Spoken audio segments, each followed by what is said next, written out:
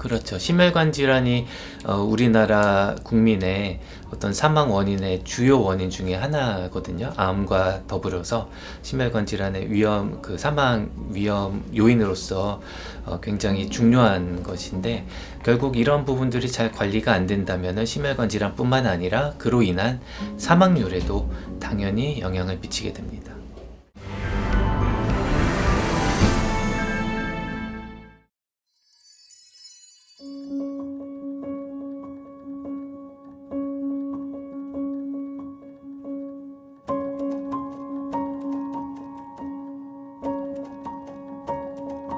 사실은 요즘에 젊은 분들도 이상지질혈증 환자분들이 굉장히 많으시거든요.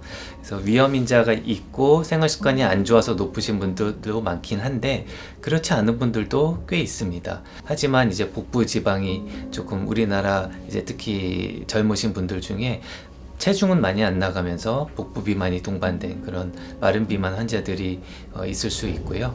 유전적으로 이제 체질적으로 콜레스테롤이 많이 합성이 되는 그런 분들이 있습니다.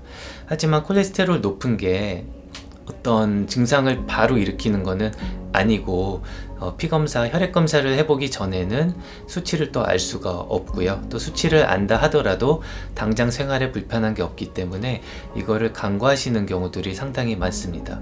그래서 우리나라 데이터를 보면은 인지율, 내가 콜레스테롤이 높다고 아시는 그런 인지율이 한 60% 정도 되는 것으로 나와 있어서, 사실 10명 중에 한 40% 이상은 내가 콜레스테롤이 높다는 것을 모르고 있다, 그렇게 되어 있고, 그러면 내가 콜레스테롤이 높다는 걸 알았을 때 얼마나 치료를 받느냐, 그거를 보면은 한 50% 정도 되는 것으로 나와 있습니다. 상당히 많은 분들이 콜레스테롤이 높다는 사실을 모르기도 하고 알면서 간과하고 치료를 하지 않는 경우도 많은데요. 이것이 당장 어떤 문제를 일으키지는 않겠죠. 하지만 콜레스테롤도 계속 몸에서 축적이 돼서 이게 혈관에 안 좋은 영향을 미친다고 저희가 보고 있거든요. 그래서 젊은 시절부터 콜레스테롤이 높으시다면은 그런 분들은 평생 일생에 걸쳐서 고지혈증에 노출이 될 확률 또는 기간이 더 길기 때문에 어떻게 보면 더 젊은 나이에 심각한 그런 심내혈관 합병증으로 발현을 할 수가 있거든요. 그렇기 때문에 젊은 분들도 콜레스테롤이 높은 이런 현상에 대해서 지금 당장 불편하지 않다고 무시하지 말고, 내가 약제를 먹어야 되는 그런 대상이 되는지, 또 어떤 종류의 식이 개선이라든지 운동을 하는 것이 좋을지, 그런 것들을 잘 상담을 하시고 젊었을 때부터 관리를 하시는 것이 굉장히 중요할 것 같습니다. 심혈관 질환이 우리나라 국민의 어떤 사망 원인의 주요 원인 중에 하나거든요. 암과 더불어서 심혈관 질환의 위험, 그 사망 위험 요인으로서 굉장히 중요한 것인데, 결국 이런 부분들이 잘 관리가 안 된다면 심혈관 질환뿐만 아니라 그로 인한 사망률에도 당연히 영향을 미치게 됩니다.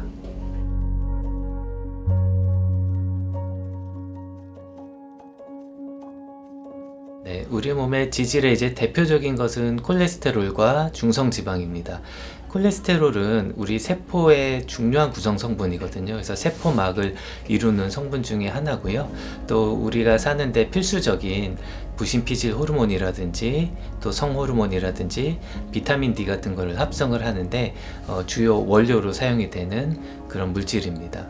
그리고 중성지방은 이제 중요한 에너지원으로 사용이 되는데요. 주로 포도당과 함께 같이 에너지원으로서의 역할을 하고, 이제 근육이라든지 지방세포 같은데 저장이 되기도 하고, 또 필요할 때 그런 것들이 다시 이제 혈중으로 나와서 이제 에너지원으로 사용을 할 수 있게 되는 그런 역할을 하고 있습니다. 콜레스테롤 같은 경우도 크게 이제 여러 가지 분류가 있는데요. 저희가 흔히 알고 계신 것들이 저밀도 콜레스테롤, LDL 콜레스테롤과 이제 고밀도 HDL 콜레스테롤입니다. 그래서 LDL 콜레스테롤은 동맥경화와 가장 깊은 연관이 있는 안 좋은 콜레스테롤로 일반적으로 알려져 있고요. 이제 HDL 콜레스테롤 같은 경우는 거꾸로 이제 조직에 있는 콜레스테롤을 이제 간으로 운반을 해서 좋은 콜레스테롤로 알려져 있습니다. 이제 이상지질 혈증이라고 하는 것은 약간 좀 넓은 개념인데요.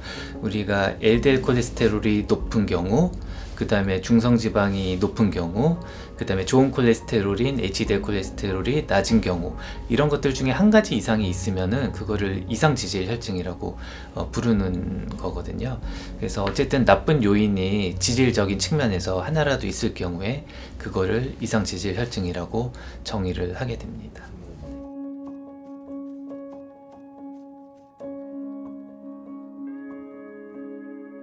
아무래도 여러 가지 역학 연구 또는 임상 연구에서 LDL 콜레스테롤과 이런 심혈관 질환과의 연관성이 가장 잘 밝혀져 있기 때문이고요.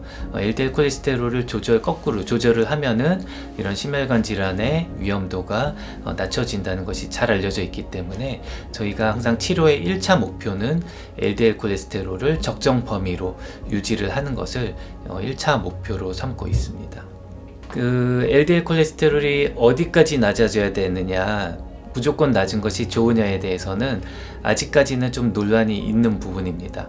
하지만 여러 가지 연구 결과들을 보면은 LDL 콜레스테롤을 대략 한 40 정도까지 낮추는 정도로는 몸에 어떤 나쁜 영향이 없는 것으로 현재까지는 알려져 있기 때문에 최근에는 낮으면 낮을수록 좋다, 이제 그런 개념들이 많이 이제 대두가 되고 있는데, 사실 그거보다 더 낮은 경우에 아까 콜레스테롤이 우리 몸에서 사실 중요한 역할을 하는 것도 사실이거든요.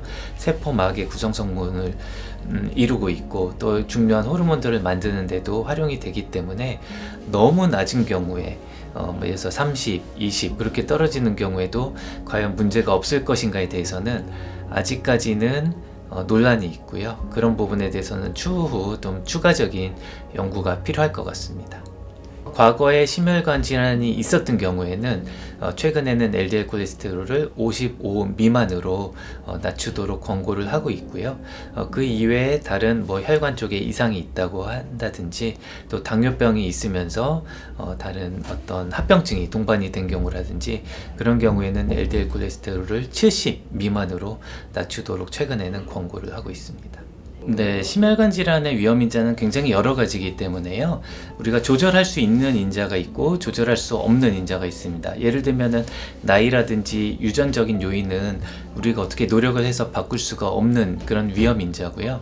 우리가 조절을 할 수 있는 거는 비만을 개선한다든지 생활 습관을 개선을 해서 음식을 바꾼다든지 음주를 줄인다든지 그런 이제 조절을 할 수 있는 위험 인자들이 있거든요. 그래서 그런 것들이 모두 다 합쳐져서 결국에 심혈관 질환의 위험도로 나타나는 거기 때문에 콜레스테롤을 낮춰주는 거 굉장히 중요한 가장 1차적인 목표기는 한데, 그거 이외에도 여러 가지 동반이 된 그런 위험 인자들을 같이 관리를 해줘야지 더 효과를 극대화할 수 있습니다. 이제 대사증후군이라는 개념은 여러 가지 대사 이상이 동시에 나타난다는 그런 현상을 얘기하는 건데요. 거기 주요한 요인이 고혈압, 그 다음에 고혈당, 그리고 이상지질 혈증, 그리고 복부 비만입니다.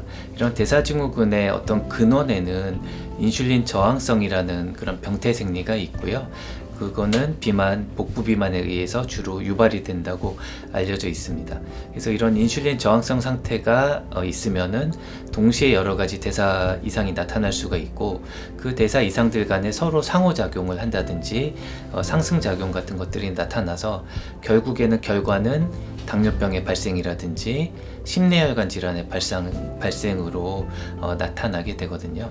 그렇기 때문에 대사질환이 한 가지가 있을 때 내가 다른 종류의 대사질환이 생길 위험도 높다는 것을 알아야 되고, 그거를 동시에 다 같이 관리를 해야지만 어떤 우리가 더 건강한 그런 생활을 이제 영위를 할 수가 있습니다.